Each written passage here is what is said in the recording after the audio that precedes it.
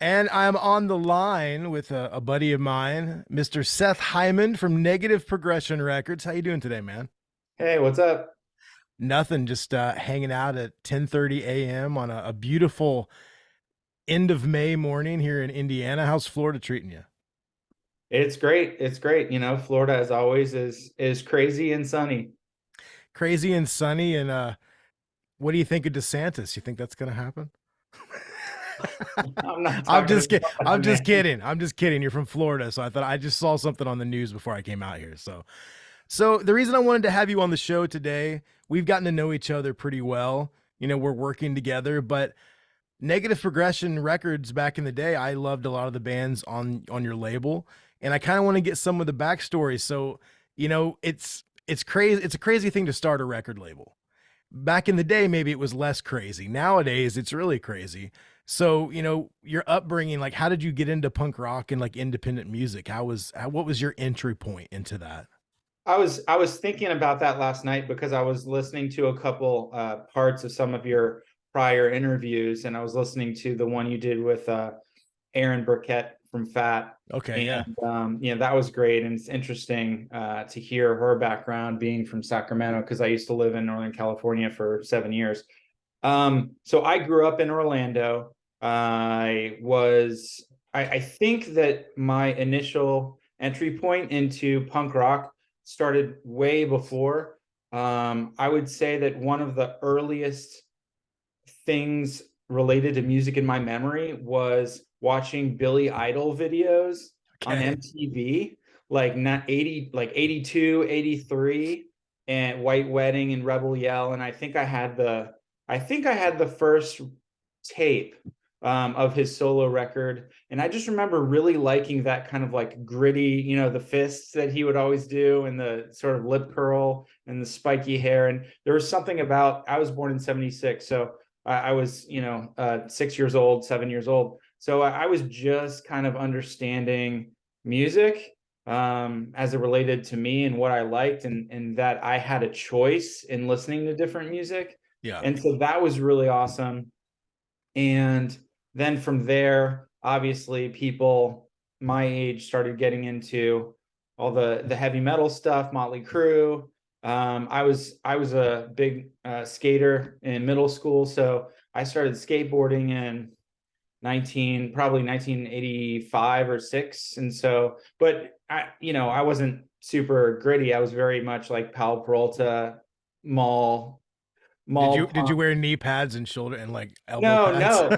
Well, actually, in Florida, so back in the 80s, so back at that time in the 80s, there weren't a lot of skate parks or ramps or anything. There Yeah. was a skate park in Daytona Beach, and so I mostly skated street, and it was pretty much, you go to the school next door to your house, you ollie on some benches, you hang out with your buddies that are maybe a little older than you. I was much more kind of like the preppy-ish looking. I mean, in the 80s, a lot of people were preppy, but Yeah. so a lot of my skater friends were more kind of like punk than me. So we would listen to music, and I didn't even know it was punk really. Like I would sporadically hear punk songs. Like I would hear like a Suicidal Tendencies song, or I would hear a Misfit song. I didn't know the band, but I knew I liked that sound. And like randomly at like a Kmart or something, I think I got like Never Mind the Bollocks by the Sex Pistols, and it was at the same sort of time I was just really exploring um aggressive music, I think, and music with an edge, a serrated edge. Just kidding. Uh, but yeah, so basically, fast forward. Um, I started high school in the fall of 1990. Um, as that year progressed, and the next year, grunge thing happened. Nirvana, Pearl Jam, really was into that stuff, and sort of along that same vein, what I loved about it was that I watched MTV a lot. And that first Pearl Jam video for Alive, when Eddie Vedder kind of basically like stage dives off of the top balcony onto that crowd, that was incredible to me. Yeah. And I just love that energy. And then of course Smells Like Teen Spirit video came out, and I started going to like the Lollapaloozas, the first one, the first three I went to, because I also loved Living Color, Oh that band yeah. Living Color. They were awesome. I just loved aggressive, edgy music pretty much. I think people, it's weird because, I was born in 78, you were born in 76. So we're like in that same age group. But I'll meet people and they're like, "Oh, I'm just punk rock. I'm just punk rock." I'm like, "There's no way in the '90s you weren't listening to Nirvana and Alice in Chains and Pearl Jam and Soundgarden." Like, to me, all of that stuff. People talk about punk broke in like '93 with Green Day and Offspring, but the grunge stuff to me had the punk ethos. It had that feel, that edge. Maybe it wasn't as fast. It didn't have the it Yeah, didn't have that beat, but it was still punk. Like, and I used to talk to my friends all the time, like, Nirvana's a punk band. No, they're not. Yeah, they are. They may not sound like No Effects, but they're a punk band. And I love that you made that correlation where you heard the Sex Pistols, you heard the Misfits, but to you, it was just kind of one big thing. And that's how it was for me. And that's how it still is for me.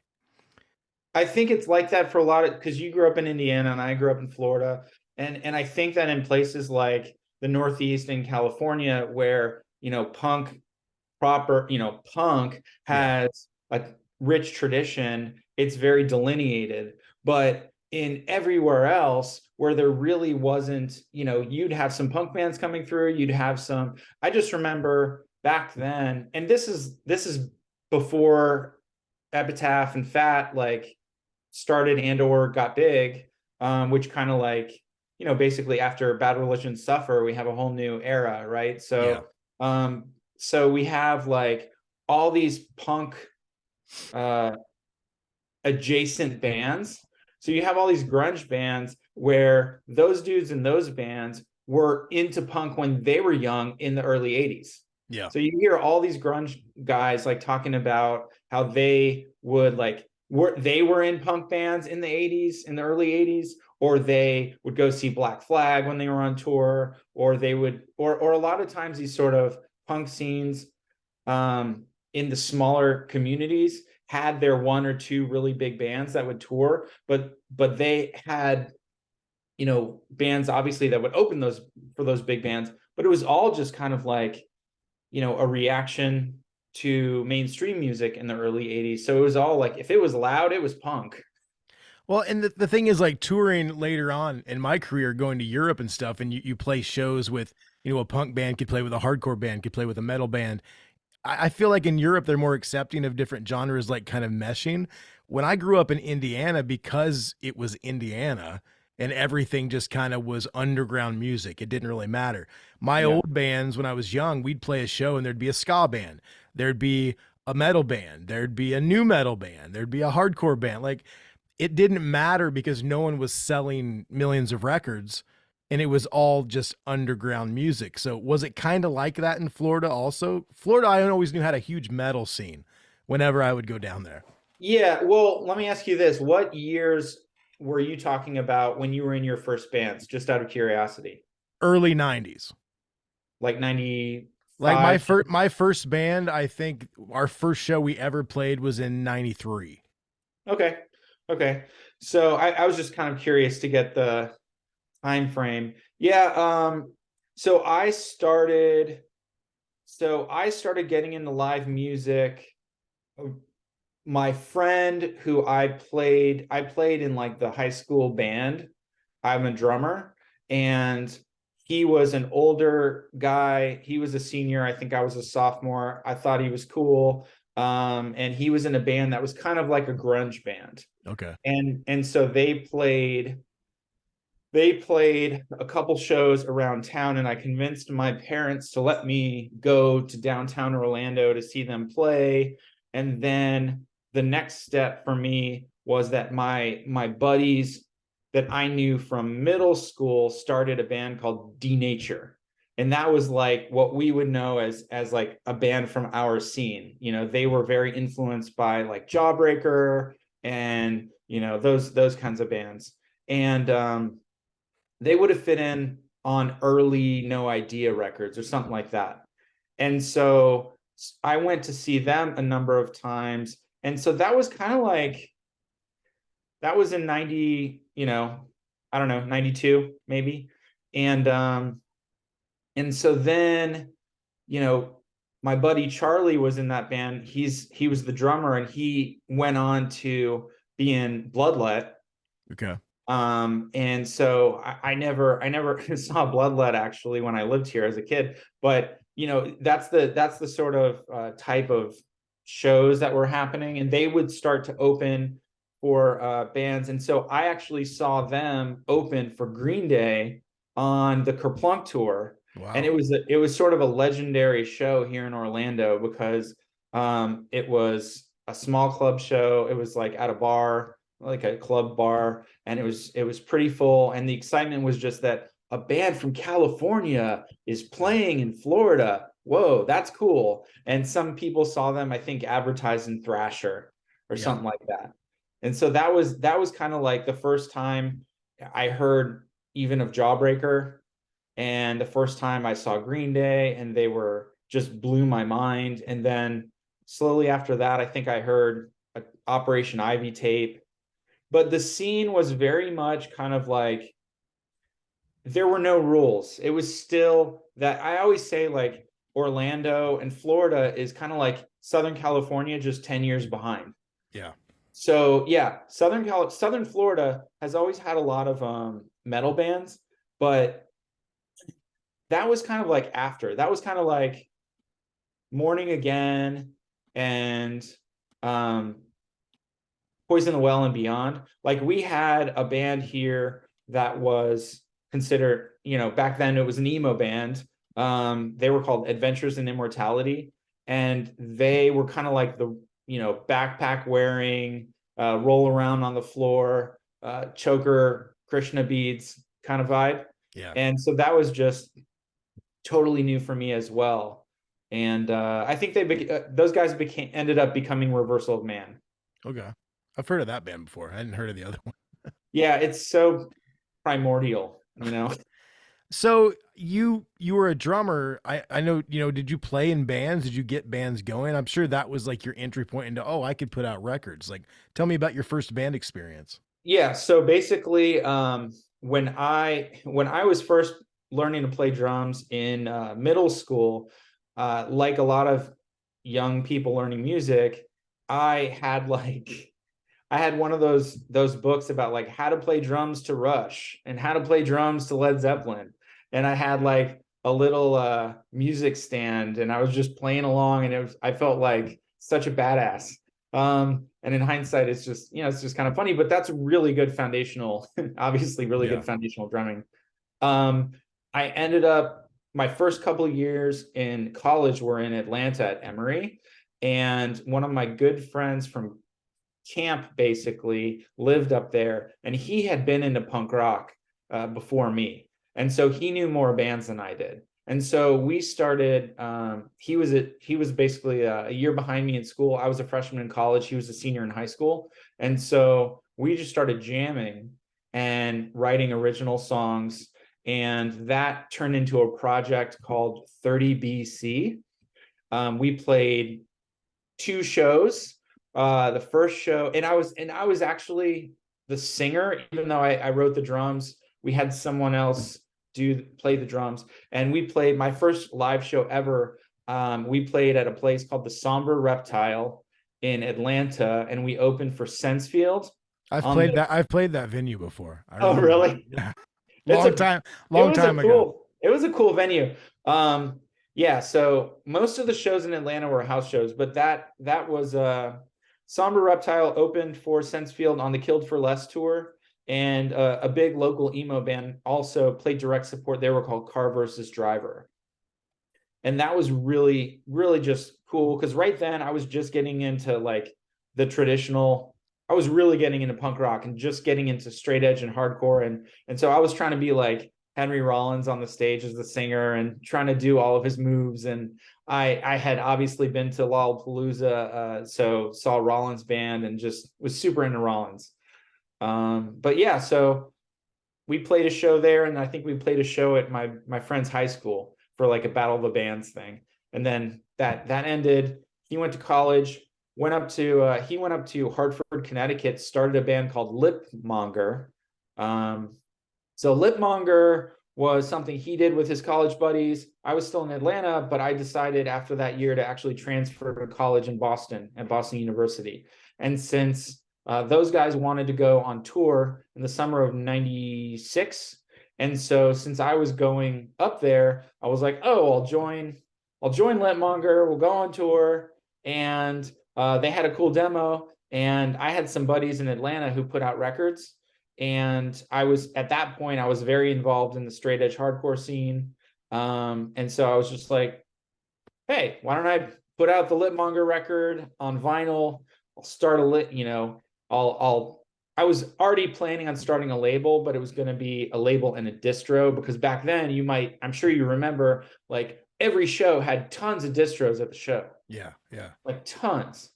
So yeah, I joined Lipmonger. We toured in the Northeast in '96 in the summer, and then '97 we played shows throughout the year all around the Northeast, and then we toured out to California in '97 and did the West. We did California and the Midwest, and after that tour, I just was totally burnt out and quit the band basically. um, and yeah, so that's kind of how I started the label. I put out a couple at Monger 7 inches, and then I started getting demos from. I was advertising in Maximum Rock and Roll and Flipside, the 7 inches, and started getting demos. I set up a PO box, and just from playing shows, bands wanted to put out records with me, and I was actually doing advertisements, which was like a big deal back then. That was in 96, 97. And then I put out the Oldies But Goodies compilation. That was my first CD. So that was a pretty big deal. That turned into a big deal. Was that the one where you guys were doing like splits with other labels? No, that was called Playing Foursquare. So Okay. the first CD I did was called Oldies But Goodies. I started working on that in '97. It was punk covers of '50s rock and roll songs like Okay. Elvis, Chuck Berry, Buddy Holly, that kind of thing. And I was really fortunate in that back then, really cool punk bands would be willing to pay for their own recording Yeah. and give you the song for the comp. And what I did was all the royalties that I would normally give to the band, I donated to an environmental charity, because I was, Mr. Straight Edge vegetarian vegan guy. So I gave the money to an organization called Earth First, which were some kind of like radical environmentalist guys in the Northeast, they're in the Northwest, that would like chain themselves to old growth trees and whatnot. So fortunately, I had a lot of great bands on there, but the first one that made the biggest difference was Face to Face. Yeah. And then through that, I met John and Rich, who had recently started Vagrant. I had Gob on there. I had Good Riddance. I had MXPX. I had a bunch of other great bands that were kind of local, or small upcoming touring bands, like the band that became Autopilot Off, Cooter. Some bands on my label that I ended up putting out, Bounder and Five Driver. It was just fun. But Vagrant ended up distributing that comp, and it was one of the first cover comps. Like Yeah. they put out Before You Were Punk, and then I put out that. Like none of the Fearless stuff had come out. I don't even think Punkorama had come out by then. It was still earlier than that. But what you described was a couple of years later, I got the idea to do another comp called Playing Foursquare, which was like 4 different labels and just reminiscent of the old game that we would play in the schoolyard, where we draw a square and have the round red bouncy ball and that kind of thing. And so there were label comps, like Survival of the Fattest was my favorite one. And Short Music for Short People, so amazing, loved that comp. But I just knew a lot of like up and coming smaller labels, and so reached out to some of my friends, and we thought that all the bands and all the labels would get more hype if if like we weren't as big as Fat or Epitaph, but if we teamed up, then we could get the word out. So the first one was Negative Progression, Drive Through, Suburban Home, my buddy Virgil, and My Records, my buddy Joey from Lagwagon, who's your buddy too. Um, and then we did a couple more over the next few years that had a bunch of um, different labels. After the first one, Virgil from Suburban Home kind of took it over because it was such an ordeal to like get everything together, and Negative Progression was really growing at that time, and I just didn't really have the time to do more versions of it. And Virgil really liked, the idea, so he continued to release the second and the third one. I had a couple bands on the second one because Suburban Home at that time distributed Negative Progression, but the third one, Negative Progression, was a featured label again as well. So why don't we talk about that then? So you put out the Lipmonger stuff, and then you started getting bands sending you demos, wanting to work with you.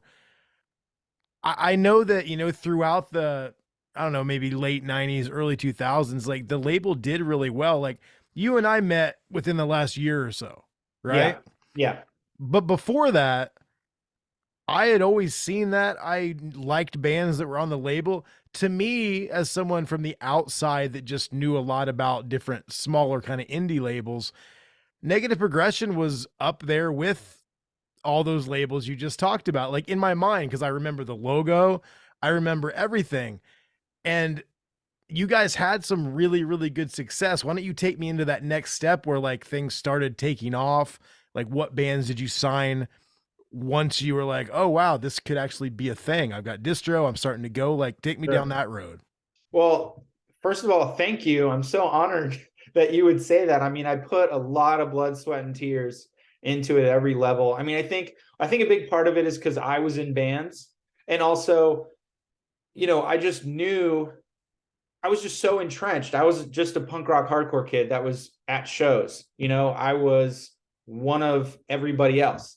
And also so when I was in Boston, that's really when the label kind of started. And Boston is such an amazing punk and hardcore community and tradition. And the late 90s, the hardcore scene was incredible, and I was very involved in it. And like all my friends were in some of the biggest bands that and it was just so great. And so my buddy Chris Wren started Bridge 9, and we were just kind of all in this mix of everything, trying to get to that next level. So to me, I was trying to be at the same level as a Fat or an Epitaph. But I basically, what happened was, I put out a band called Bounder from Michigan. Their record is incredible. I still love it. It's honestly one of the best unknown pop punk records front to back. It's so good. Then I put out Five Driver, which was a band from Pennsylvania that was kind of in that New Jersey, Pennsylvania, New York scene. And so they were involved in that whole thing, that Humble Beginnings, Lane Meyer, Cooter Lounge, like that whole community. And A so lot of that those bands worked with Triple Crown too, right? I remember that label a lot. Right. So back then, Triple Crown was it's funny how things develop, right? So back then, Triple Crown was mostly a like tough guy hardcore label because they had 25 to Life and like a ska label. So Triple Crown wasn't actually even in my universe because like I was very good friends with Cooter and Lounge, and Roy from and John, John Nada was a friend of mine, and Roy in that band was a good friend of mine. And so like that whole scene was huge, and like Beefcake was that from there. Yeah. And and so they would play these huge shows there. And when Lounge got signed to Triple Crown, that was kind of like the first step in that label changing into a totally different label. And I love Triple Crown. Wasn't the Lounge record like punk rock superheroes or something? Wasn't there like a Yeah, cover with like a Superman kind of guy or something? yeah. And Yeah. that was actually kind of funny because Five Drivers album was called Self-Proclaimed Rock Stars. And I don't know, it's not the same at all, but it's kind of like I don't know. It seems like there's some sort of tangential connection to those Yeah, names. yeah. But yeah, so basically that was going well. I always tried to through so my college major was in advertising. And so I was always trying to make the label seem bigger than it was, which I think I was pretty successful at. Fake it till you make it. Yeah. That's in music, that's what you have to do, right? Yeah. And so I was doing ads, I was signing cool bands, I was trying to help since I had booked Lipmonger's tour across the country. And back then in like 96, 97, not a lot of bands with just a 7-inch like toured across the whole country. Yeah. So back then, as you remember, not a lot of bands toured. It was just not common. People played regionally, so we were always so when you had a band that actually toured the U.S., that band was really going for it. And while Lipmonger, and Lipmonger actually released after I quit the band, they released an EP on their own that came out on CD, and it's awesome. And so effectively, I was trying to do everything that Hopeless and Fearless was coming up in the same kind of genre, and they were bigger than me, but they weren't as big then as as they are now. Obviously, they're huge. But so I also pursued distro because Oldies But Goodies was distroed by Vagrant, so that kind of gave me a look into how that worked.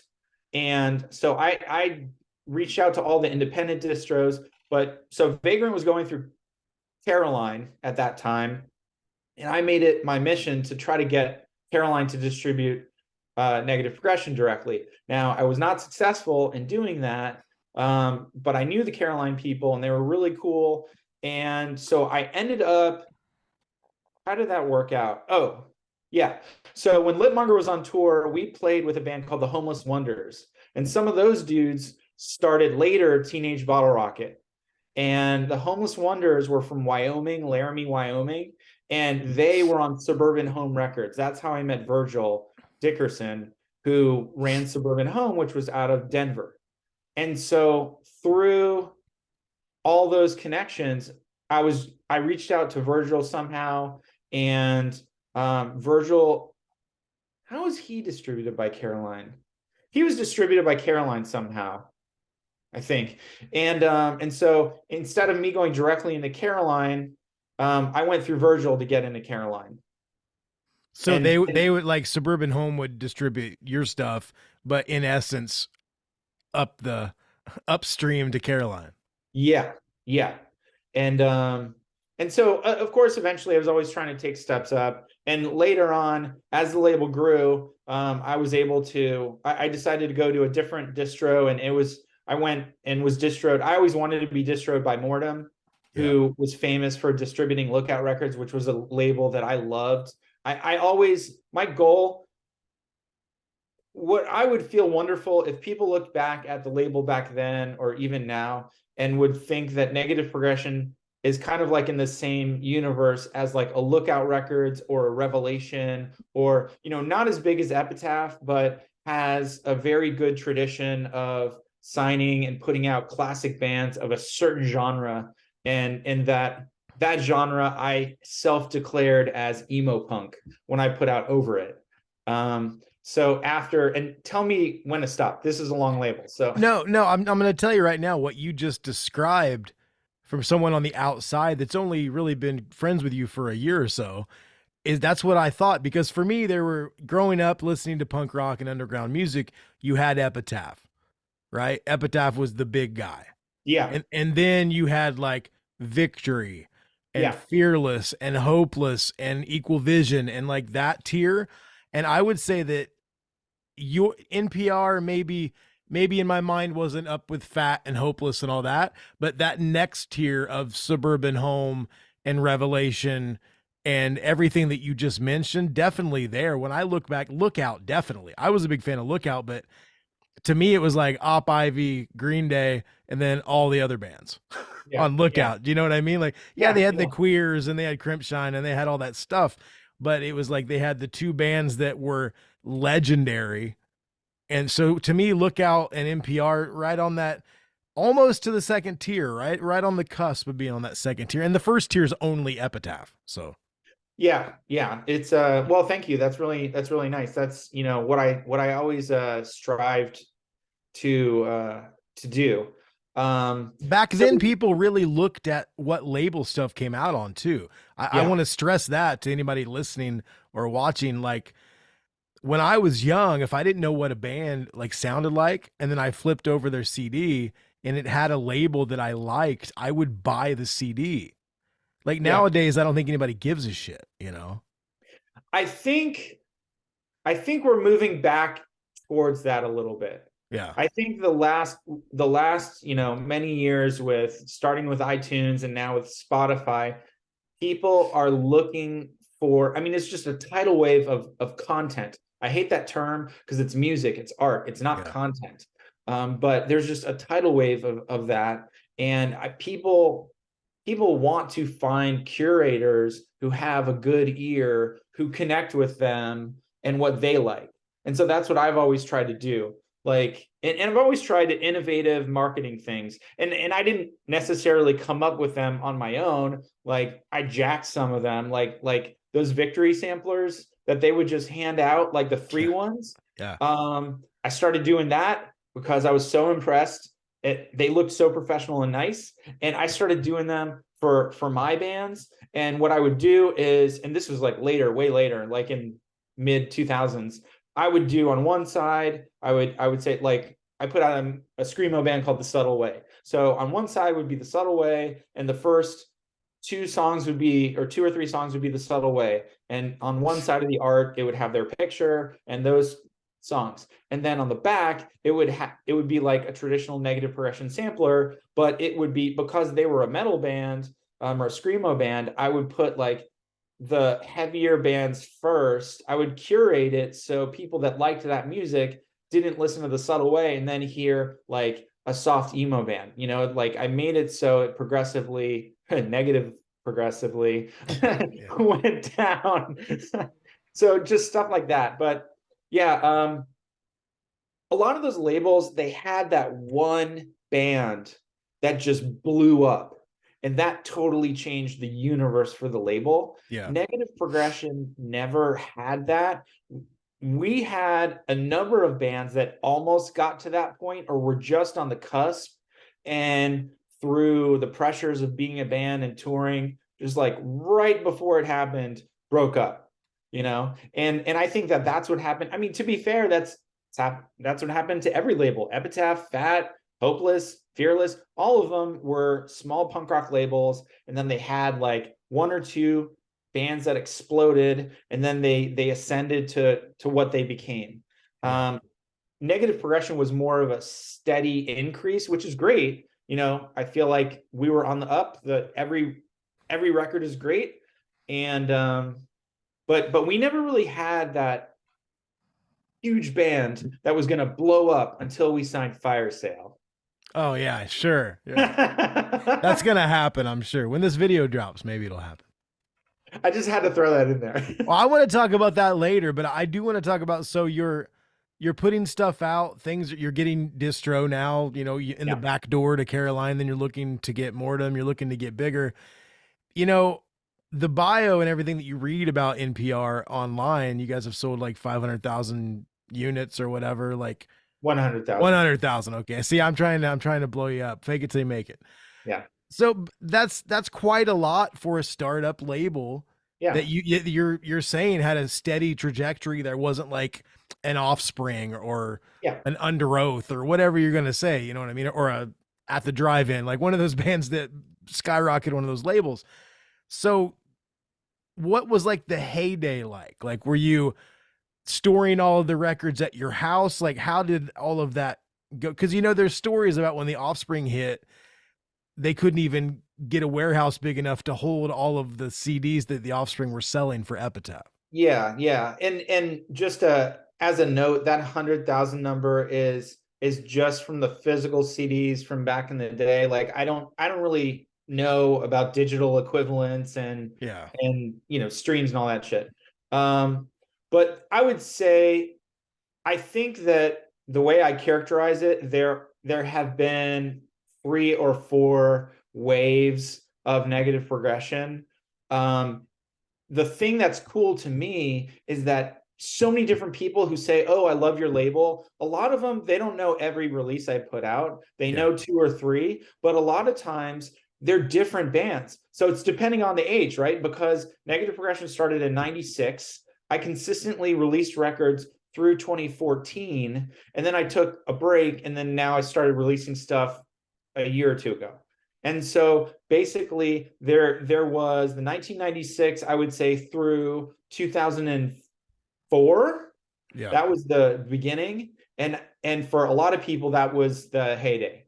Then there was kind of like the middle 2000s. Well, wasn't that kind of like when people bought music too? Yeah.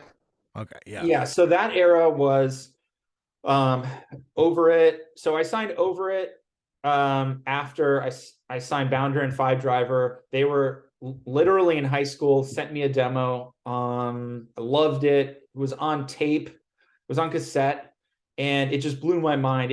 I felt like it was like the next level of demos that I had gotten, and became good friends with them, released multiple records for them. At around the same time, I found out about Counterfeit in San Diego. Great band, by the Because way.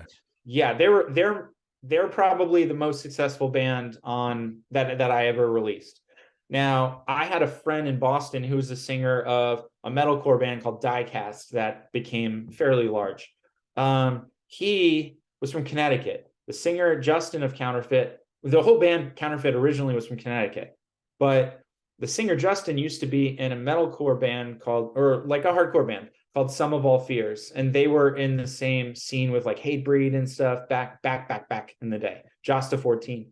And so basically my buddy Colin was like, "Oh, my friend from growing up, Justin, is in an emo band called Counterfeit. They just moved to San Diego. I don't like this music, but I know you do, and I like this. It's good. I can tell it's good.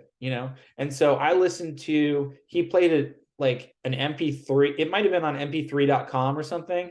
Yeah. And I was just flabbergasted. And so I reached out to them, flew out to California. By this time is 2001. So I was 25. No, it had to be, no, no, no, no, no. It was before that. No, it's 2000, because I moved to California in the summer of 2000, and I was thinking about moving to San Diego because I wanted to be near them. So yeah, it must have been in 2000. Then also at the same time, I got the June Spirit sent me their demo from New Jersey, South Jersey, Philly area, and they just also were just so freaking good. They were mixing. I think that they're one of the like founding fathers of that kind of like hardcore kids playing pop punk. Yeah. It was right, it was around the same time as Newfound Glory, but Newfound Glory was before. I'm not going to say it was the same time, but exactly. But it was definitely before bands like The Movie Life, and I mean even like 4 Year Strong or Hit the Lights, or Man Overboard, or any of that stuff. But yeah, so all at the same time, and then Virgil turned me on to a really cool band from Denver called Contender, that were also kind of, they were mixing, they were kind of like early screamo, kind of like Cave In or Grade, but also punk, like more punk, and also influenced by like Bay Area, Lookout Records, Jawbreaker kind of stuff. Very unique band. So all at the same time, when I had Over It, Counterfeit, June Spirit, and Contender, it was kind of like popping off. Yeah. Yeah. And so did you move out? You moved out to California then, right? Yeah. So I got really, being a Floridian, originally, I got really sick of the cold weather in Boston. Yeah. It was very, after the third or fourth winter, I was there for 4 years. I was just like, I got to get out of here. I can't do this anymore. I was 24. I was 24 years old, maybe even 23. Yeah, I was 23 at the time when I decided to move. And I just knew, being a Floridian, I was like, I'm choosing to live here. I'm not in college anymore. I know people are wearing shorts in Florida, and I'm freezing my ass off here. Why am I doing this? And so I wanted to take the next step with the label. And all of my favorite punk rock labels were on the West Coast. Yeah, So yeah, I was a little out of the ordinary also on the East Coast. And I think that helped me because I was doing the kind of like West Coast pop punk thing, but I was doing it on the East Coast. And also I was trying to do like emo stuff with Counterfeit. And I was a big like Piebald were my good friends. And in fact, I even tried out for Piebald a couple times. I played jam with them a few times. So like that, you know, Promise Ring, Get Up Kids, Braid, I was into all that stuff too. And a lot of like people that were into like Bad Religion and No Effects weren't into that stuff as well. And that's the space that I think Negative Progression was very unique in. Um, Everything from kind of like Revelation emo sense field, Texas is the reason shades apart to freaking like propaganda, yeah. you know? So, So yeah, I moved to California in the summer of 2000 to San Francisco. so the label was doing well. You're probably working a day job too. I Yeah. assume. I know you practice law. Were you doing law then, or were you doing other stuff then? No, no. Back then, I didn't go to law school until 2004. Okay. So back then, I had a degree in advertising. I was working crappy jobs during the dot-com boom. And so I could do coding. I built my own websites. I had a background in advertising, so I knew Photoshop, and I did some of the layouts for the label. So I knew Photoshop and Quark Express, and I knew design and whatnot. I wouldn't call myself a graphic designer per se, but at that time it was very kind of early in digital advertising and marketing. In fact, so when I was in Litmonger, there was one of the first punk rock websites. There were very few punk rock websites, and Litmonger had a punk rock website on Angel Fire, and um, and so a couple of the bands had websites, but there was a website called Worldwide Punk. Oh yeah, I And remember that. you remember it? It had like a Yeah. logo. It was like a globe with like a punk rock studded belt around it. Yeah, that was like the center of the punk rock world. And so when I was the first person, I emailed that dude and I was like, hey, I see on these other websites that aren't related to punk, sometimes these websites have a banner ad, this new thing called a banner ad. I was like, can I do a banner ad for Litmonger on Worldwide Punk? And he was like, yeah, we don't do that. That's not punk rock, I don't think. This isn't a corporation or whatever. And so then like some other company convinced him to do it. And then I did, started doing banner ads. But I was really I was trying to think of any creative way to bring marketing ideas and advertising ideas that I saw in the outside non-punk world into the punk world to kind of elevate what I was doing and make it seem again like I was a punk rock label with uh, underground spirit and ethos, but doing things in a professional way. Well, yeah. I mean, I think that's everybody's goal. Do you know what I mean? Like you're talking about that banner ad. That's really funny because my high school band, Chronic Chaos, we were like a kind of punk band with some like a little bit of metal riffs because I was always a metal shredder guy. But I remember that we did one banner ad for a record we put out one time, and it was on Absolute Punk. Jason, did you ever meet Yeah, Jason? Jason. Yeah, yeah, I know Yeah, Jason. and it was really cool and it wasn't very expensive, and I think maybe it helped us sell a couple or something. Yeah, But it was really cool because you would go. I just remember meeting Jason, and we were a nobody band, but like I don't know if he liked us or he felt sorry for us, but he would post our news. He would post yeah, like they've got new tour dates or they've got this or that, and we weren't that greatest band, but we loved doing it. And he was a champion of the band, and I remember doing that banner ad and just how cool it was to go to Absolute Punk and then see like the banner with your name yeah. on it. So Jason. it's cool that you said. I haven't thought about banner ads in years, man. Yeah, no, Jason Tate was a huge advocate of negative progression in our bands, and he pushed so many cool underground bands to the masses. And Also, I was good friends and am still good friends with Jordan from Pace Punk Yeah. and Kevin from punkrocks.net. There was a whole community of folks doing that stuff. And because I worked in .com, I was like more aware of that. And even as an example of like, I just like saw opportunities and tried to take them. When I lived in San Francisco, I can't remember how this came about, but there was this thing that was being created called IOTA, and it was basically a collection of independent labels that were forming not like a union, but kind of like just a group.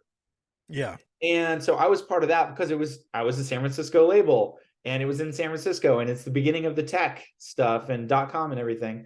And so I ended up going to an IOTA little talk or speech. It wasn't a lunch, but it was like a presentation that this dude was starting this new service called Pandora. His name was Tim Westergren. I went. I thought it was a really cool idea, and so I went up and talked to him afterwards because I'm that guy that goes up and talks to people because I was just so used to going up and talking to bands after their sets. I just had no fear, and I'm a talker. And so, he was excited about my label and he was like, "Oh, come back to my office and bring me some CDs." So I went to the original Pandora office. There was like 2 or 3 employees, brought a stack of CDs, give them to Tim Westergren, who started it. I'm like, "Here's my stuff." And he put it on Pandora, and like Negative Progression was one of the first Wow. labels on Pandora.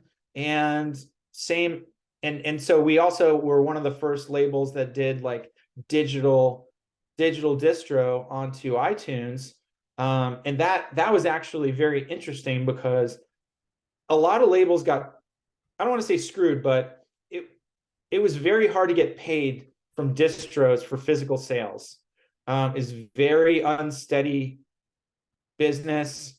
A lot of them went out of business. They owed people money, this, that, or the other. A lot of smaller ones would take 50 or 100 or 200. But when you have no money and you're putting everything in your bands, and we used to print 2, 3, 4, 5,000 CDs just to start, and you're talking about like a young person who has no money, and you're putting 10, 20, $30,000 into one release.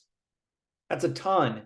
And Yeah. so you don't get paid from, some small distro. It's hard. So what really helped me a lot was that I had this separate deal with, maybe that was IOTA. Maybe that's what it was called. I don't know. The distro that I had a separate deal with them. And so I had that consistent money once iTunes came out. Yeah. I started getting paid. And it was funny because at one point I approached Tony Brummel for possibly distributing Negative Progression through Victory because I saw that he was doing such a good job with Rise, and I knew Craig from Rise back then. That was in 2007 or 8 or 9. That was after. So basically, I was able to, after Suburban Home, I was distributed by Mortem when Mortem merged with Lumberjack. And so Dirk Hemsath from Doghouse he bought Lumberjack years before from this other dude that did Art Monk Construction. And that was in Virginia, I think.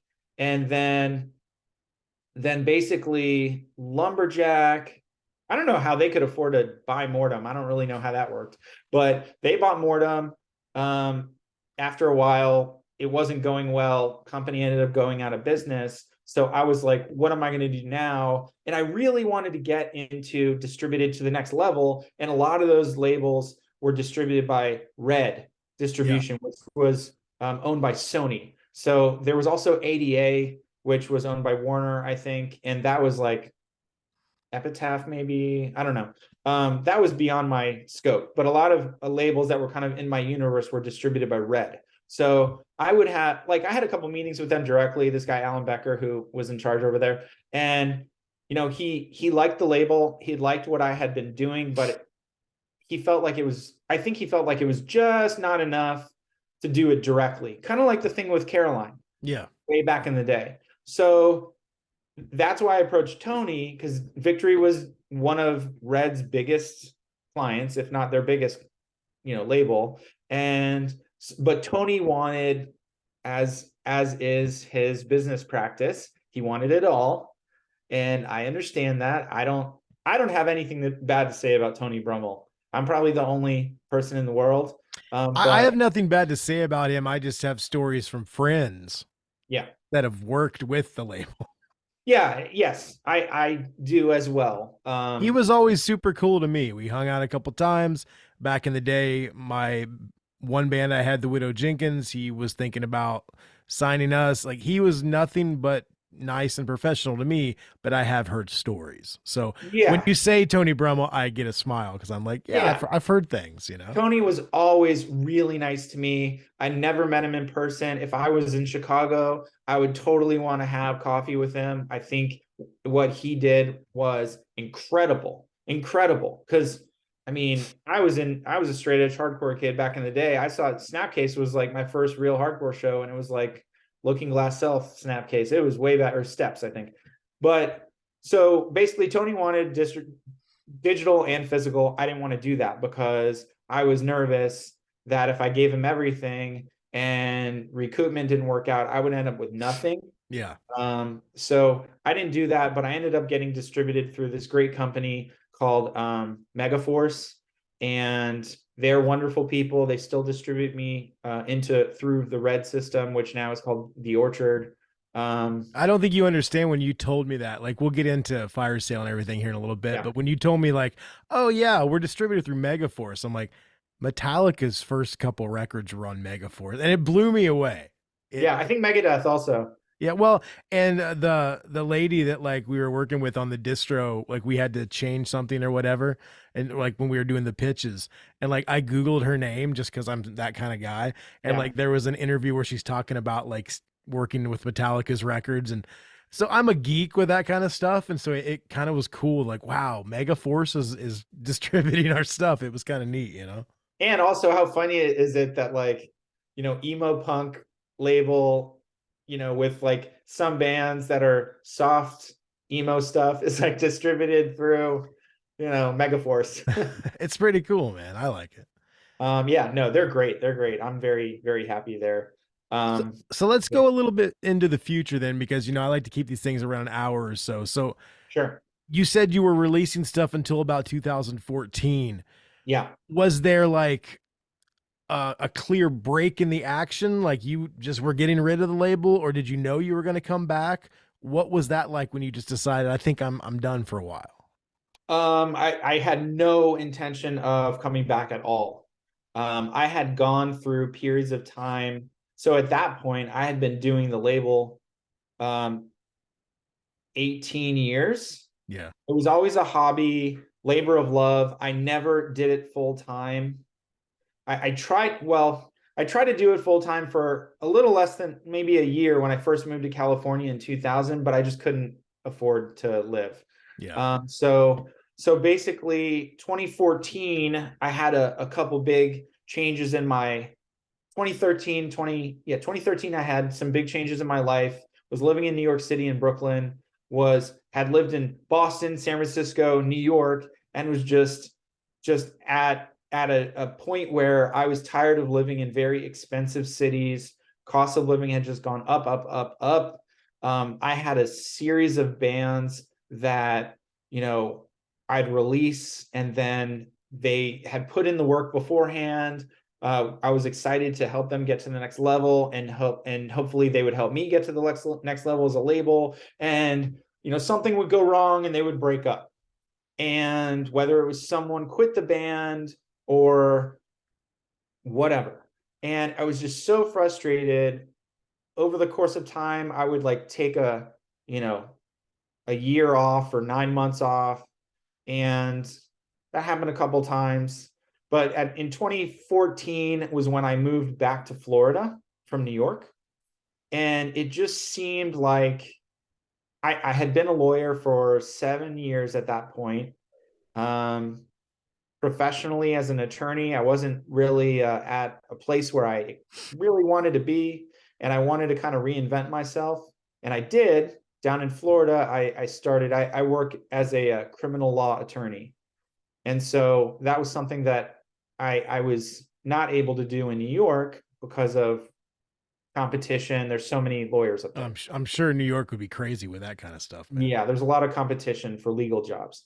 And so I came down here. My family still lived down here. I was, again, tired of the cold weather. And so I came down here. And while I lived in Florida, I released a band called The Off Season from Boston and a band called Smalls from LA.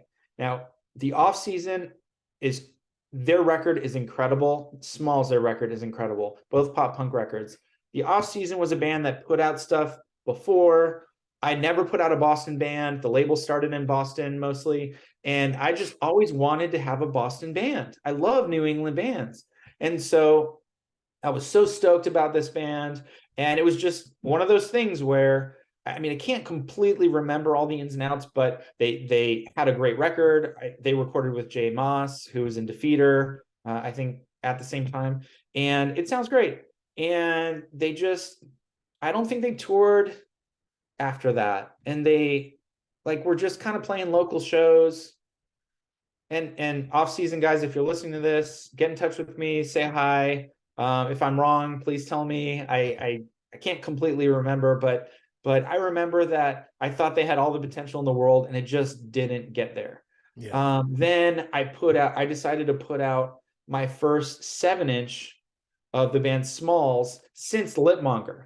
So I hadn't put out vinyl the whole time since Lipmonger, and a lot of bands wanted to put out vinyl, but I just didn't think. I thought we were past vinyl, you know. Oh yeah, And I mean, it's with it coming back now. Like, it's weird for me because when Fire Sale kicked off, it's like, oh, we're gonna do 7 inches, we're gonna do this, we're gonna do that. Like, people buy that, and then I realized, oh shit, people do buy that. I yeah, have a huge or not a huge collection, but I have a collection behind you right here. You can see. I've yeah, always loved vinyl, but I thought it was kind of over as well. yeah. I mean, when I was younger, earlier in the label, vinyl really was just for like hardcore records. Yeah. And, you know, CDs were just the only way to do things. And vinyl is expensive to make. I had a lot of bands that I'd push them, they'd break up. I was sitting, I would be sitting on, hundreds or thousands of CDs that are just sitting there. And like when Lumberjack went out of business, they had a warehouse with thousands and thousands of my records, and their warehouse was in Ohio. I was in California, and a lot of the records they had were for bands that were broken up.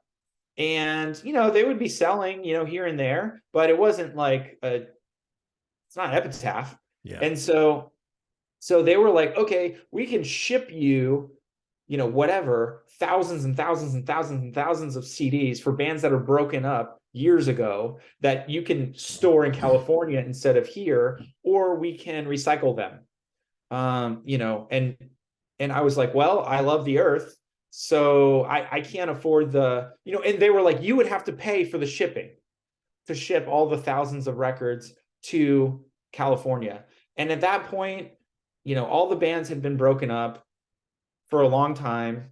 And, people that are in bands that are broken up, what are they going to do with hundreds and hundreds of CDs of their old band? Like, I didn't think that they would want them. Yeah. And so what I did was I had Lumberjack ship me, like, I don't know, 100 copies of each one or 200 copies of each one. A big retention box was like 200. So I probably was like, send me a box of 200 of each or something like that, or 100, and then recycle the rest.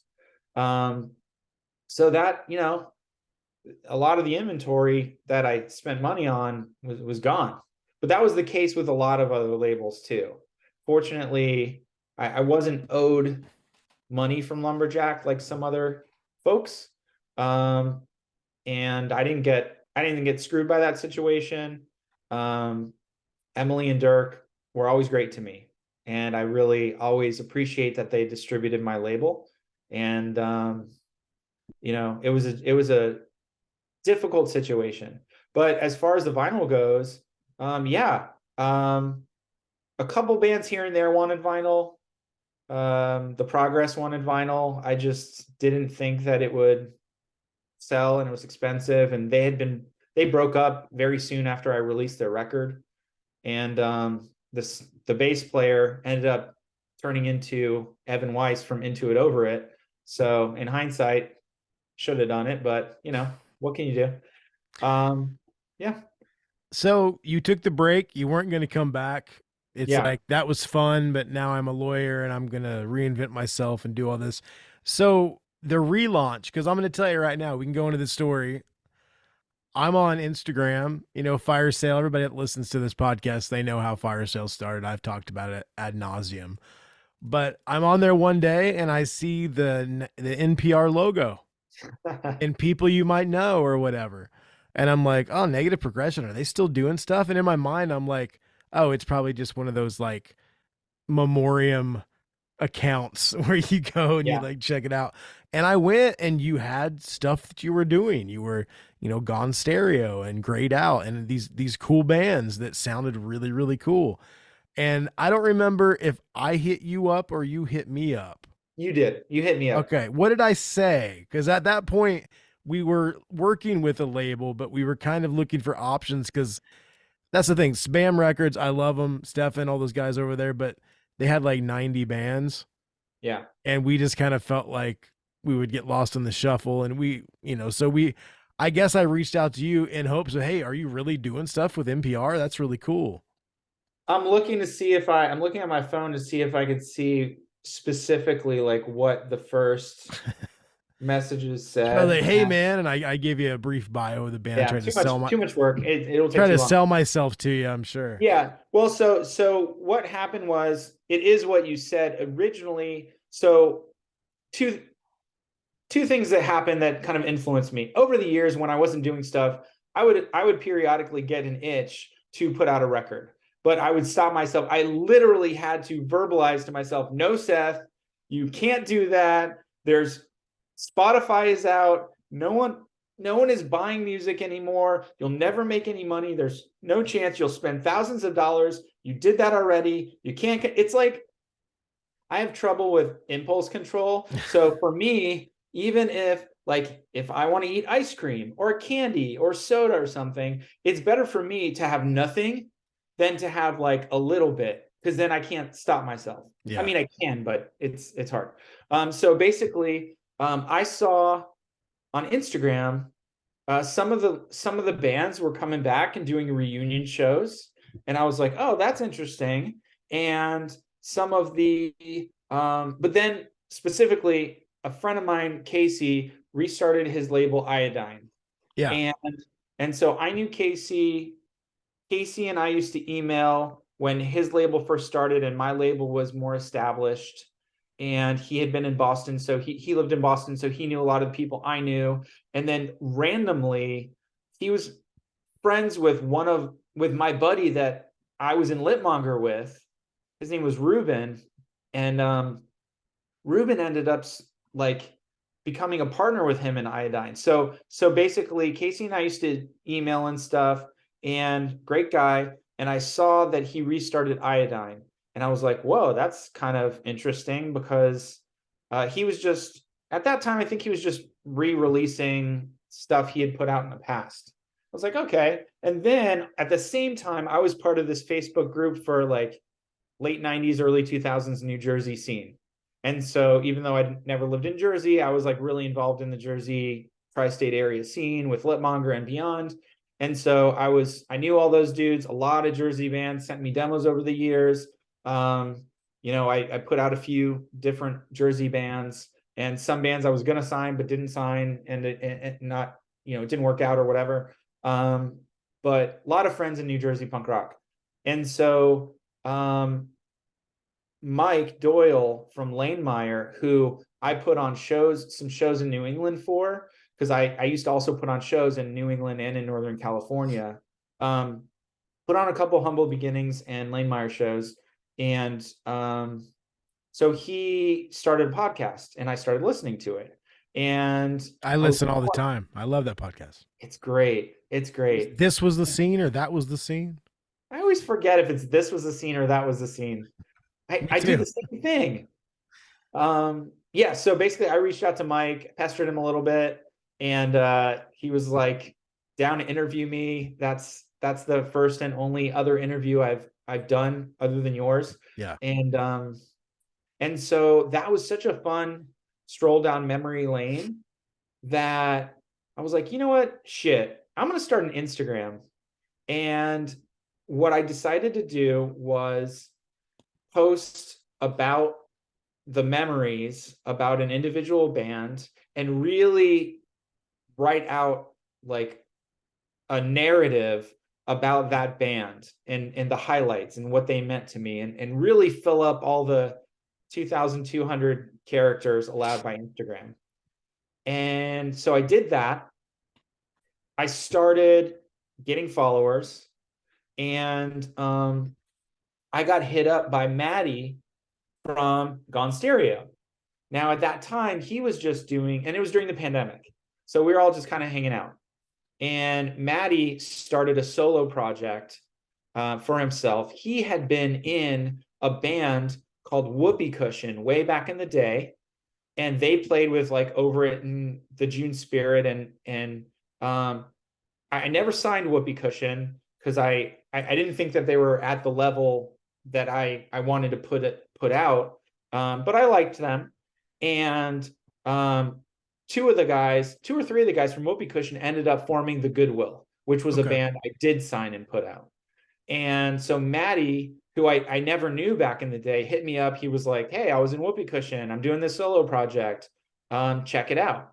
And it was like he did three covers and a couple originals. And one of those originals was Don't Think I Forgot About You. And it was great. And he recorded with John Nada from Lounge, who, well, now he's from Nada, but John Niclario. And I was like, okay, this is incredible. Um, it's the pandemic. I'm like, what if I just like put out a 7 inch, because I had started a law firm doing criminal defense for the first time in my life, had a little extra money, and I'm a big believer in charity. So in past, not saying they're charity, but what I'm saying is the last couple of years I've started to give money to charity, like $500 here, $1,000 there for like anti-poverty measures, or I'm Jewish, so Jewish things, fighting anti-Semitism, blah blah blah. So I was like, you know what? If I'm giving, and I think historically, the rule of thumb is 10% of your income you give to charity. I think that comes from like giving money to the church or something. Um, so I was like, I can give 5 or 10% of my money to charity. Like that would be a good thing to do. This is the first time I've ever actually had money in my life.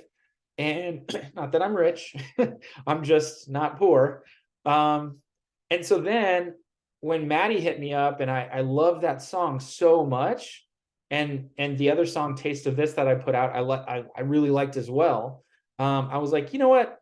If I can give all this charity to nonprofits, I can take a little bit of that and put out a record. Yeah. So I did that.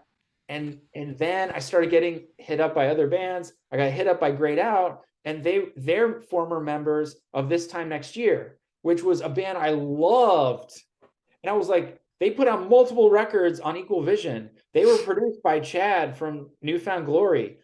And I'm just like, what the heck? I haven't put out a record in so long. And basically This Time Next Year, because it's 4 out of the 5 guys from This Time Next Year. Just one of the guys is different.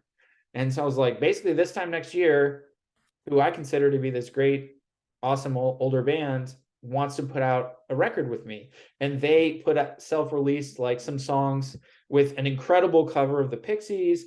And I was just like, what is happening right now? And then you hit me up and you're like, hey, I'm in this band, Fire Sale, former members of XYZ. And I'm like, are you kidding me right now? Former members of XYZ. And I will say, before you hit me up, is it before or right after? Someone that's in a band with, I think, Dan Vapid from Screeching Weasel. Okay. Yeah. And he was like, and they were like, oh, do you want to put this out? And I listened to it, and I didn't like it at all. I'll just leave it at that. I don't want to judge it, but it wasn't for me. Yeah. And so I was just like, what the hell's going on? Like new bands with like members of all these old cool bands. And I put out, and I knew Chris Rowe because I put on at least one show for the Ataris in New Yeah. Hampshire back in the day, and I just knew Chris because I loved the Atari, so I was always going to Atari shows. Um, and I think because I was friends with Joey Cape, maybe I knew him through Joey because they were good friends. Oh yeah.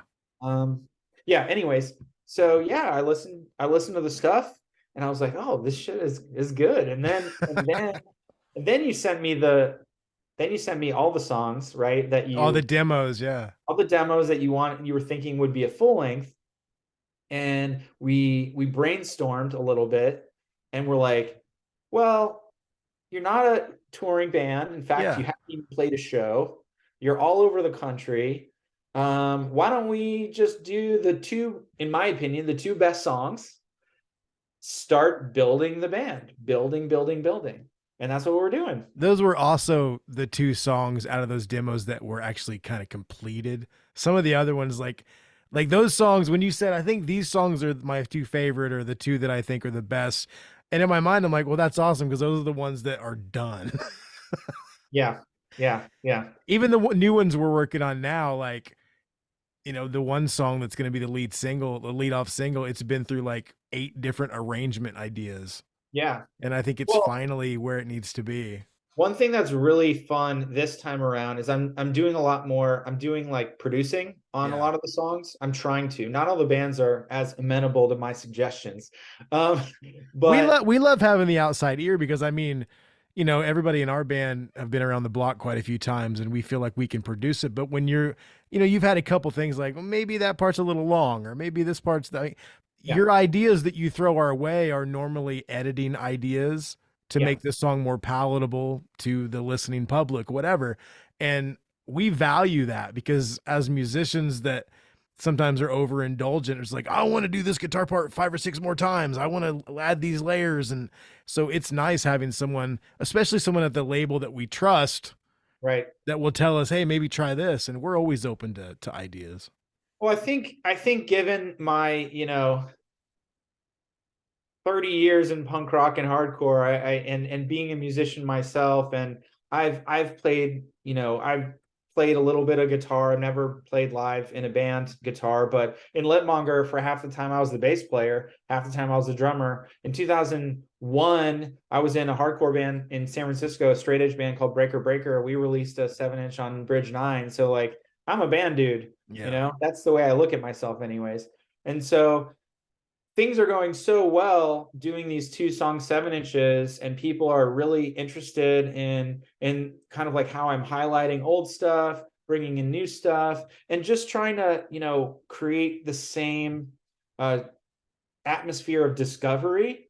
And I've signed I just put out a band called The Last Second Save from Baltimore, and that's kind of like a dashboard confessional, something corporate, kind of a punk rock piano man.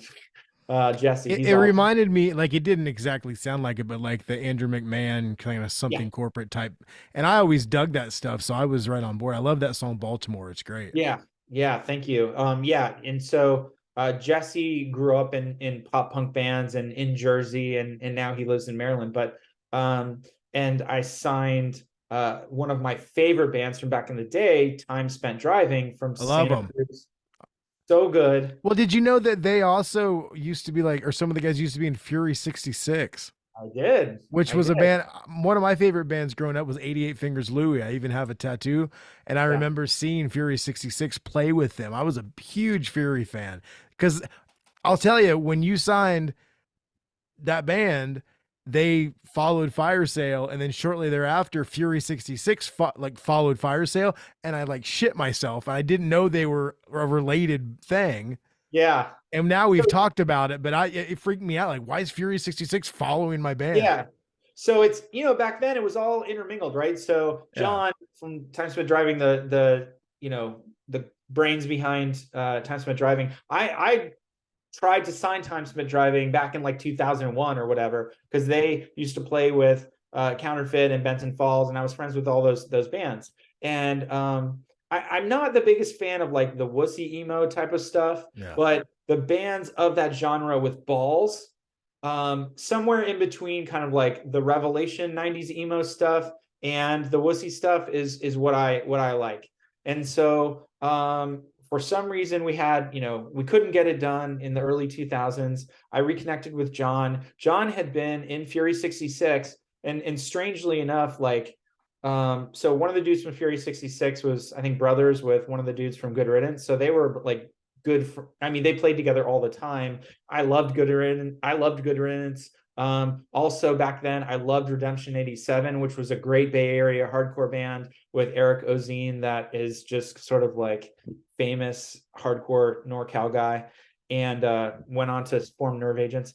And so I just reapproached John from Time Spent Driving, and we're going to do a full length.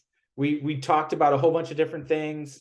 We might be, hopefully we'll keep doing new stuff. We might reissue old stuff. Who knows? But yeah, John, actually, when you're the band that he asked me about the most, Fire Sale. Oh yeah. Yeah. What Yeah. did he ask?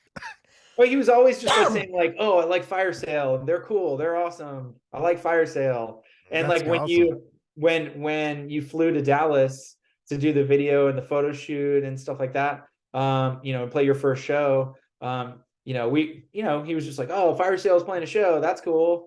Yeah. Neat." I don't know. Fire Sale's a real boy, finally. Yeah, Fire Sale's a real boy. Not Max Bemis. Yeah.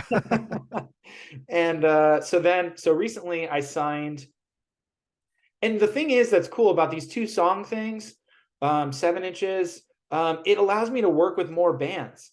Back Yeah. in the day, I regret not doing vinyl, because back in the day there were a lot of bands that I could have put out a 2-song 7-inch that it would have been fun to help them and work with them, but I just didn't want to invest the tens of thousands of dollars for a full length or even an EP and a full push. So I do regret not doing that, but it wasn't part of a scene. But since I was a hardcore kid, I should have blazed that trail. I should have been the label that was the pop punk emo label that was doing vinyl. Like, I should have done it, and I didn't. So now I'm trying to remedy that. So I'm doing everything on vinyl, and depending upon financial stuff, I might do limited runs of CDs and tapes. That was the plan. So I'm hoping to do that, but I'm Yeah. not there yet because the label is still gaining steam. It's still going forward. I never really did shirts historically. I didn't want Negative Progression to be like a clothing line. Yeah. The only reason why I want to do clothing is to promote the music, and that's my main goal in doing shirts, pretty much. Yeah, and we love what you did with the bundle for the Fire Sale stuff. It's great. I love the shirt, man. And I'm mailing your shirts. You'll get them soon. Okay. Did you get that double XL tall for our drummer? Yeah. Large man. So anyways, yeah, I just signed a band. I just signed 2 bands to do a split 7-inch. A band called Glaze from Jacksonville, Florida. That's incredible. They're very inspired by the Progress. So it's that whole emo punk kind of thing. More emo than punk, but little punk era edge. And a band called Sleep In from Philadelphia, who has one of the guitar player from the Progress is in Sleep In.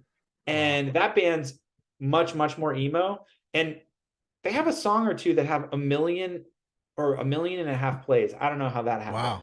Yeah. That's incredible. So that split 7-inches is happening. Glazed 2 songs are going to be produced by Tanner, the singer of You Blew It, an Orlando band that I love. And who knows, maybe they'll play shows in the future. And I have another band that I'm signing, but I'm not going to announce it yet because the contract is not signed officially, but it's going to be the biggest band I've ever signed. Really? Yep. For a 2-song 7-inch. Did I have any part in that? No. So that my thing's not happening right now. My push with the guy that we both wanted to, you know what I'm talking about. Oh, that? No. I would That's tell still you up that. in the air because that guy doesn't ever return emails and shit. No. There's a number of things that I'm working on for next year. Yeah. that will be even bigger bands Wow. than this band I just mentioned. So I am actively, I mean, not to be super mysterious, I am actively pursuing bands to do 2 song 7 inches that used to be on Epitaph, that used to be on Fearless or Hopeless, or even like major, Yeah. if the Ataris wanted to do a record, I certainly would do it. Well, That I think I could probably put you in contact with somebody that could Yeah, help with I, that. I think so. I think so. But yeah, and there are other up and coming bands. I'm not just trying to do like old man bands, you know what I Good. mean? Yeah. So I would love to put out bands that most of which are in their 20s, but I'm still trying to meet those bands. A lot of Yeah. kids, young people in that I sound so old. A lot of people in their 20s are still like rediscovering negative progression. So there are probably 5 or 6 bands that I really like that I'm hoping to do a record for, even a 2 song 7 inch next year. But I'm not limited to only 2 song 7 inches. So if bands are hearing this and you want to do an EP, or you want to do like a one-sided EP, or if you want to do an LP, it depends who you are and what the circumstance is. But like if Man Overboard, one of my favorite bands of all time, wants to reform, I will do anything you want. Awesome. um, but yeah, so that's what's happening now and going into the future. I'm trying to just do this. It's a labor of love. I'm not trying to make it my career. I love being a lawyer. My law firm is doing well. And it's just a different part of my soul Yeah. that needed to be fed. Well, I mean, I want to thank you because, this band Fire Sale, we started during the pandemic. It was kind of this thing of where I hadn't written any songs for a long time. I finally wrote some songs because I was stuck in my house, put this band together that I thought was pretty awesome. And then other people started digging it. And when I hooked up with you, the one thing that was different is that it felt like you really believed in the band and that you really believed in the songs. And I haven't really been a part of a label for a very long time where I felt supported the way that I feel supported with negative progression. So I just want to thank you so much for kind of helping our band continue to grow and kind of become, because I mean we weren't ever a fake band, but we recorded remotely and we all live in different states, like you said. And from working with negative progression and the friendship with you and the support from the label, we are a real band and we have big things happening, like really big things happening. And it means a lot. And I want you to know that we don't take that for granted at all. I so sincerely appreciate that, because the main reason why I do this is because I believe in the bands that I release. I believe in their music and I want to help amplify. I don't want to just be the only one that knows how awesome your band is. I want everyone to know how awesome your band is. And I have a skill, I'm not the best bass player in the world. I'm not the best drummer in the world. I'm not the best guitarist in the world. I could be in a band and have fun. And I've been in many bands and toured, and I know how much fun that is. So I know that one of my biggest skills is marketing and advertising and brand building. And a band is a brand. Yeah. And I do this because I want to be friends with all the members of the bands that I work with. And as you know, I really promote and have always promoted the negative progression family vibe. And I want all my bands to be friends with each other and to tour together. And I didn't invent that. Obviously, I loved it when Fat Records bands would always tour together. Yeah. That was just so cool to me. And just from being in bands, I know how important it is for other bands in other places to, you help me, I help you in my, you play in my town, I play in your town, we all benefit. And so like that just means so much to me. And of course, it's punk rock, so sometimes people aren't 100% kumbaya all the time. Yeah. Yeah. But it's a lot easier now, because back then I was younger. I was pretty passionate. I was putting a lot of my time, and I was broke. I had no money and I was like so in debt, credit cards out the wazoo. I didn't, some labels have stories, Vagrant, Drive Through, they have stories where like their parents got a second mortgage on their house to help them start their label. And that's wonderful. And I'm not deriding them. I love the people that run Drive Through. I love the people that run Vagrant Records, but that wasn't my story. That's not what happened with me. And so I got loans, personal loans from the bank that I paid back. I had tens of thousands of dollars of credit card debt at different times over the years. So I was under a lot of stress. So, at different times, and I wanted to make it my career, and I'm ambitious and competitive. And so I would see Equal Vision starting from like a little hardcore label that put out Shelter, which obviously Shelter was a big band, but like then I saw the rise of Saves the Day. I saw that label turn into EVR, and I always was like, well, why isn't that NPR? Yeah, yeah. And so that, I mean, so sometimes there was more pressure because of what I was hoping to achieve. So occasionally, I get into some disagreements here and there with some band members, but now because it's all just fun for me, I'm trying not to put any pressure on the bands that I work with. I want to be there to help you do what you want. I'm going to give you my 2 cents, but I'm not going to say, look, man, I've been doing this forever. If you don't do what I think you should do, you're going to fail. Like, I'm not going to say that. Well, and I think that's a good way to be, because the one thing that we've tried to do with Fire Sale is we've all been in bands that have had, successes and failures and whatever. And being in a band can be very stressful. And we're all 40 plus now with kids and mortgages and whatever. We don't want it to be stressful. We don't want it to be this thing that can become a thing that makes you get burnt out. So to have that vibe and that family vibe in our band, to where we're lucky to be in our 40s, or in Matt's case 50s, and putting out music, being still able to do that, and then working with a label who has kind of the same mission statement, like it's a match made in heaven. I'm really, really glad that we met and that we're working together. Well, I'm really glad we met because you're a wonderful friend and a great guy.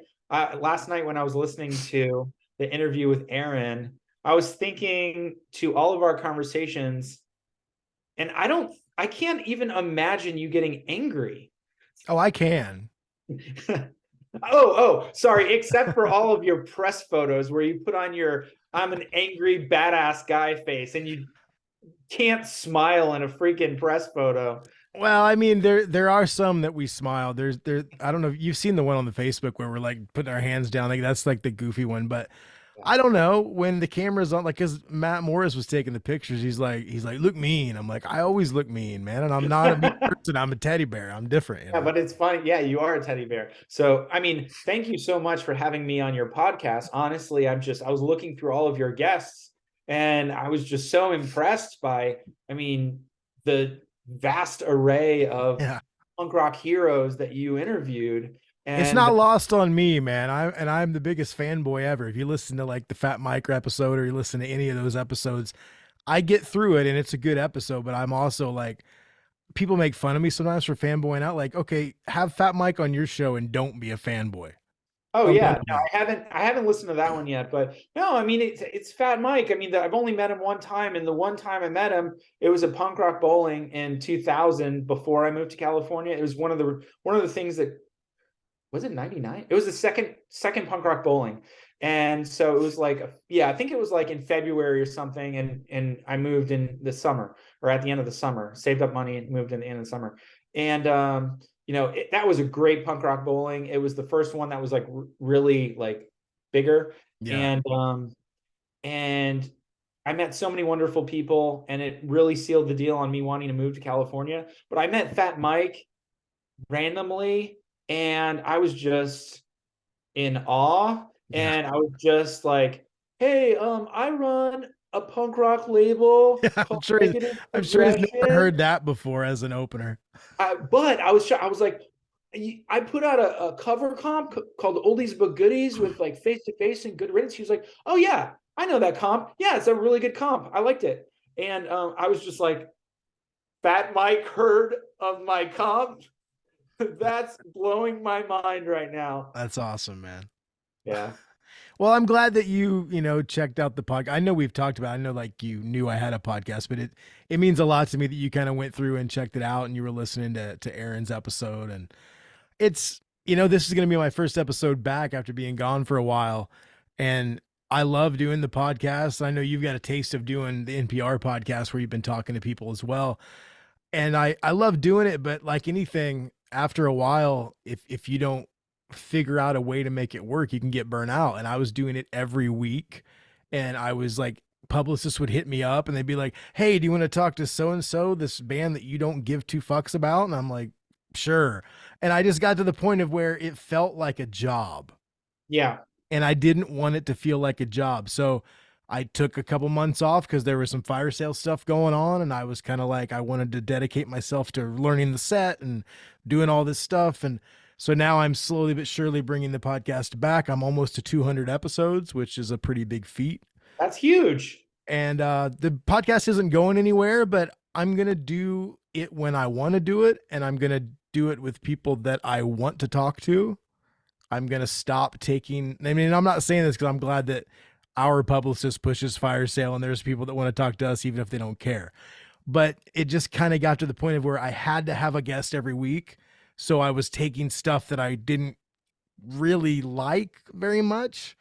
And I'm sure like those people that I'm speaking of, I'm not going to name names, like they're a great band, they're great people, but it's just, it wasn't the right fit for the show. It wasn't, I don't know. I want to do it different to where I'm happy, my listeners are happy, and I don't get burnt out. Yeah, no, I mean, it's the same with negative progression, you know? I mean, I want to put out a million records of every band I hear. I'm like, oh man, this band, you know, I want to start putting out bands outside of America, which I've never put out. You know, there's a couple bands in England that I like, Canada, Australia, Japan, and I'm just like, slow down, Seth. You're a lawyer. That's how you put food on the table. Also, you're married. You need to spend time with your wife, and you also have to do the same thing because your Yeah. top priority are your kids, then Yep. your wife, then fire sale, then the podcast. In that Yeah. order. In that order. Well, no, and I mean, it's cool to have, I don't know, like I'm almost 45 and I get to be creative in many different outlets. And I I think I'd go crazy if I didn't have that. And I think maybe that's a little bit, with you, I not just know speaking with you and like, getting the art together and talking about the production of the songs. I know that that is something you really enjoy and you're passionate about. So it's nice. I think we can agree that both of us are fairly lucky to be in our mid 40s and get to be creative and not be kind of ridiculed for that. Do you know what I mean? Well, also one thing I love about it is reconnecting with old friends and making new friends that maybe we were in the same scene and Yeah. maybe even at the same shows in the past. I'm sure But we were. yeah, but now, we're reconnecting. It's really important for people who have been involved in punk rock and hardcore to have friends that have the same history. I'm not saying that you Yeah. can't be friends with normies, you know what I mean? Yeah. But it's a significant part of how who we are as people were formed. And punk rock is a brotherhood and sisterhood. Yeah. Hardcore is a brotherhood and sisterhood. And when you meet someone who has had those experiences, you're already so far along down the friendship road. You don't need any first dates. You know what I mean? Well, yeah, just talking to you when you first were like, "Oh, I kind of dig your band." Like, I was excited and I wanted to work with you in a professional capacity, but also just talking to you about bands and just talking to you about the old scene and the labels. And like, I feel like even if you said, "Oh, Fire Sale's not really for me," we probably would still talk and be friends, Yeah, hopefully. I which think is that would be good great. because we got a record deal and I got a friend out of it. So it's a Yeah, good deal for me, man. yeah, me too. Me too. Well, man, I've had a really good time speaking with you today. We've gone a little bit over what I normally like, but you're special. You're a good friend, so I'm giving you the leeway there. Thank you. This will be out at some point soon. I'll let you know. And just thank you so much for coming on the show today. We'll have you back for a part two so we can dig in a little bit deeper. And thanks so much for believing in Fire Sale and just kind of, I don't know, being a really nice support system for guys that are trying to navigate putting out music in their 40s. I appreciate it. I'll leave the podcast with one request of the listeners. People in their 30s, 40s, 50s, and 60s that love this kind of music, it's very easy to only listen to the old bands that we like and we love. I am guilty of it as much as anybody. But there are so many ways, especially with streaming, to learn about new bands. And they're great. There are great new bands out there. So please, old punk rockers and old hardcore kids, take some time to check out and search for new bands.